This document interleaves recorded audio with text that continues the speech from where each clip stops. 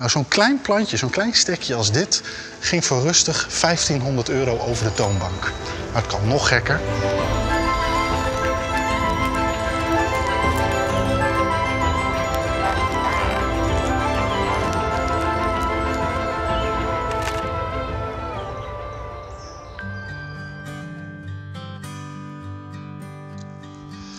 Tijdens de coronapandemie is er iets heel bijzonders gebeurd op het gebied van planten. En dat is namelijk dat mensen thuis hun eigen jungles zijn begonnen. Dit is heel logisch, want groen is heel belangrijk voor ons. En als je zelf niet naar het groen toe kan gaan, dan moet je het groen maar naar jezelf toe brengen.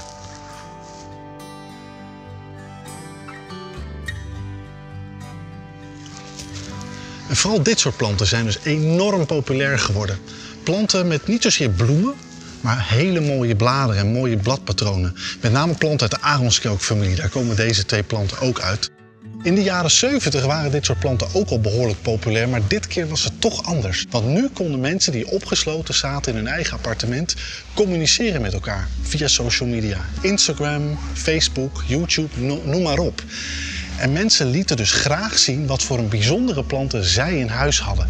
En toen ontstond er iets heel geks. Want net als met bijvoorbeeld merkschoenen en merkauto's kreeg je ook merkplanten. En planten waarmee je wel graag gezien wilde worden. En planten die daarmee dus uiteindelijk ook verschrikkelijk kostbaar werden. Voor sommige van die mensen die dus hun planten wereldwijd tentoon konden stellen, werden die planten hun nieuwe digitale identiteit. Hoi, ik ben Roy, a.k.a. Plantenvrouwtje. En in deze gekke tijden kunnen we helaas niet meer naar het tuincentrum toe.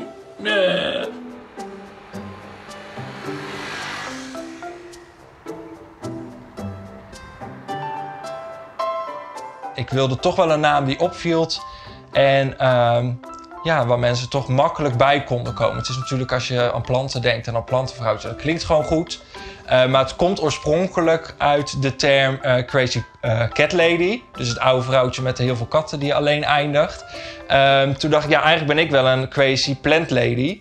Nou, Plant Lady, plantenvrouwtje. En ja, weet je, ik kan het nu nog steeds gebruiken, ook met mijn buitenplanten. Planten zijn planten. En vrouwtje, ja, waarom ook niet in deze tijd? Ik ben verhuisd, eindelijk. En natuurlijk met een eigen plantenkamer horen heel veel nieuwe planten. Het is eigenlijk de logeerkamer. Maar er heeft nog nooit iemand geslapen. Gaat ook niet gebeuren, denk ik. Want er staat te veel van waarde voor mij hier. Dus ja, mijn eigen plantenkamertje. Dit is op het moment mijn zorgenplantje. Dat is dus een anthurium. Die gaat niet zo goed bij mij altijd. Maar toch vind ik ze zo mooi dat ik het blijf proberen. Hij heeft nu al zijn bladeren verloren. Er kwam weer een blad aan. Maar die sterft af. Dus hier moet ik nog heel veel liefde en tijd in besteden voordat het weer een mooie, leuke plant is. Maar hopelijk gaat het me lukken. Bij mij ging ook alles altijd gewoon dood. Totdat ik een keer een actieplant voor een tientje of zo ergens kocht. En die bleef maar groeien en groeien en groeien. En dat ging zo goed. Toen dacht ik, ja, nou, misschien heb ik het toch in me. En nou, nog een plant gekocht. De Philodendron Burble Marx. En toen nog een plant gekocht. Monstera. En nog een plant gekocht. Burrito tail of de monkey tail. En nu zitten we, nou wat zou het zijn, rond de 80 planten. De duurste aankoop was een anthurium. Die is dood, die was €150. Dus daar baal ik nog steeds van. Maar tegenwoordig is het deze plant, de Gloriosum. En die was €90 toen ik hem kocht. Als ik het zie, online of in de winkel, dan meestal voel ik het gewoon en dan wil ik hem hebben. En dan komt hij er ook. Er gebeurt regelmatig dat er even een plant van €100 via de post naar mijn huis komt.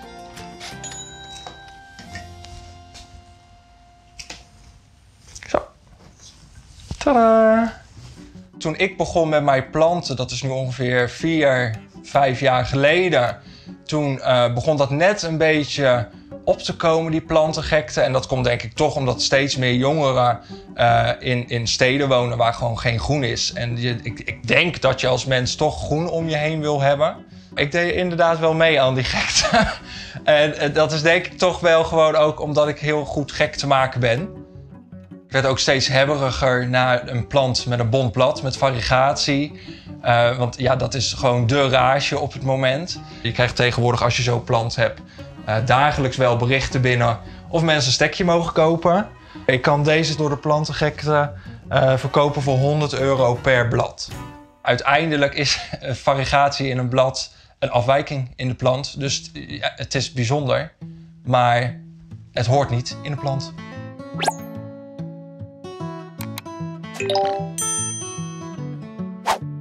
Ik hou niet van bloeiende kamerplanten. Ik vind een bloem hoort niet in een kamerplant. Die horen buiten, niet binnen. Nee, ik vind het niet mooi. Natuurlijk bloeien ze allemaal wel, maar dat zijn geen kleurrijke mooie bloemen. Dus ze gaan ook heel snel weer de plant uit. Als ik ze op zie komen, knip ik ze af. Dus omdat ik ze niet mooi vind, maar ook omdat het heel veel energie kost voor de plant om zo bloem te laten groeien en te zorgen dat daar zaden in komen. Dus ja, weet je, dat doet niks goed voor die plant hier in een huis. In de natuur wel, maar hier niet. Sommige mensen worden van die planten dus echt enorm hebberig. En ik snap dat wel, want planten zijn nou eenmaal superleuk. Maar de prijzen zijn af en toe echt, nou, eigenlijk gewoon niet normaal meer. Hier heb je bijvoorbeeld een Monstera deliciosa. En dit is een van die planten die dus in de jaren 70 zo ontzettend populair was. Maar, het kan natuurlijk gekker, dit is Monstera deliciosa Thai Constellation. Dat is een variëteit en je ziet het al, hij is bont. Hij heeft allemaal vlekjes en stipjes op het blad. Nou, dat maakt deze plant dus heel bijzonder. En omdat hij zeldzaam is, wordt hij duur. En omdat hij duur is, wordt hij gewild. En omdat hij gewild is, wordt hij weer zeldzamer. Nou ja, en zo blijft dat maar door. Totdat je uiteindelijk op een niveau komt dat zo'n plant als dit die hier staat gewoon met gemak 300-400 euro kost. Maar het kan rustig gekker hoor. Hier heb ik bijvoorbeeld een heel klein plantje. Dit is de Monstera obliqua. Dit was op Instagram denk ik wel een van de allergrootste hypes. Nou, zo'n klein plantje, zo'n klein stekje als dit, ging voor rustig 1500 euro over de toonbank. Maar het kan nog gekker. Hier hebben we een philodendron. Philodendron Spiritus Sancti. Ik zie de schoonheid er niet echt aan af. Natuurlijk, het is een mooie plant, maar 20.000 euro voor deze plant, dat is wat er met gemak voor werd gegeven. Maar goed, die schoonheid van die planten zit natuurlijk niet in hun prijs. Planten zijn mooi vanwege eigenlijk alles. En er zijn veel mensen die dat nu doorhebben. En die gaan zeg maar gewoon terug naar de basis. All the plants in my house and some Mickey cuddles. Let's go! Hey everyone, welcome back to my channel. Are you ready to see all of my plants? Isn't this amazing? Still floppy and it's beautiful. Look at the ears. Let's propagate some mushrooms. I think these are not super... Ooh, fun. Wait.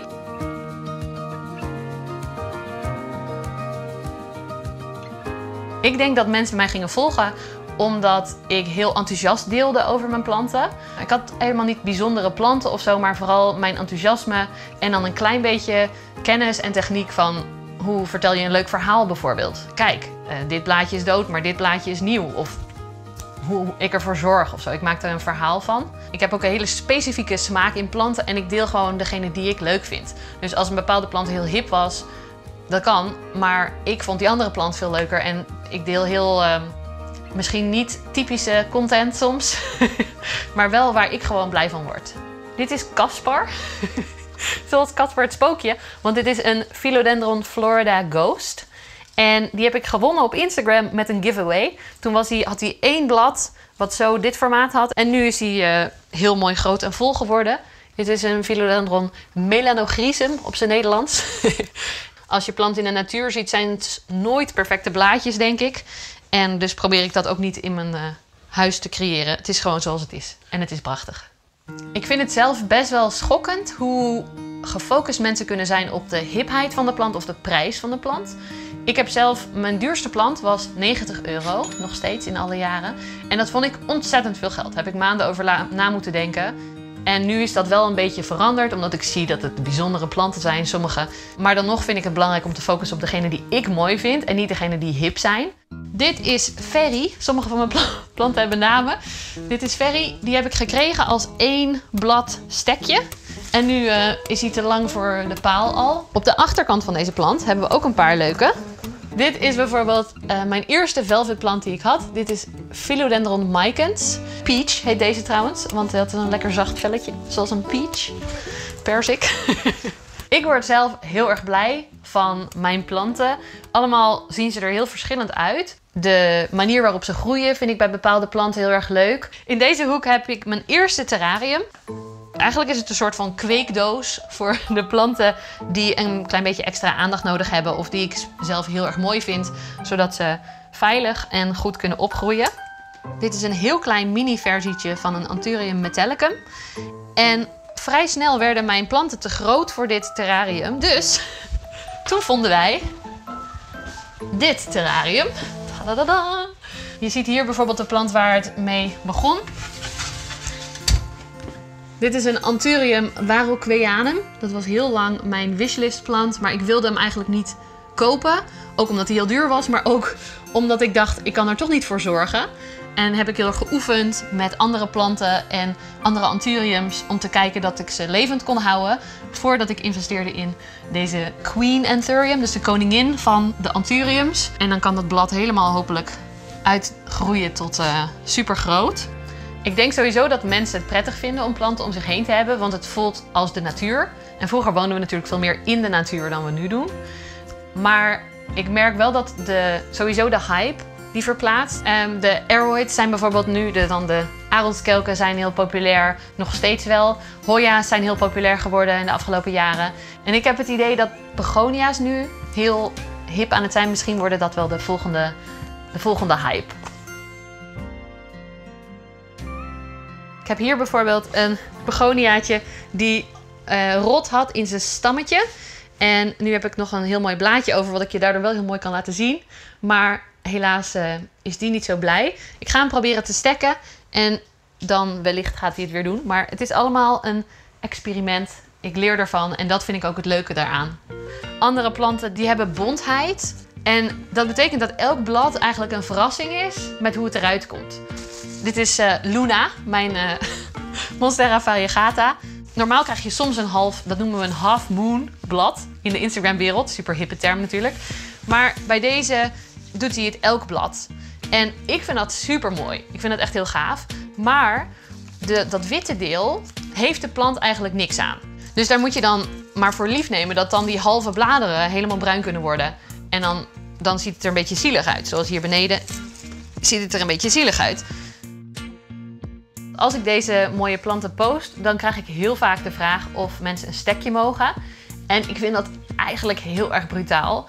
Want ik ben geen plantenwinkel en je gaat me ook niet vragen of je een stukje van mijn kat mag. Het is een beetje onbeschoft, want dat betekent dat ik mijn eigen plant kapot moet knippen, terwijl ik er net super blij mee ben. En dan wil je hem voor mij in 3 stukken knippen. Nee, antwoord is nee. Ja, mensen zijn echt heel brutaal.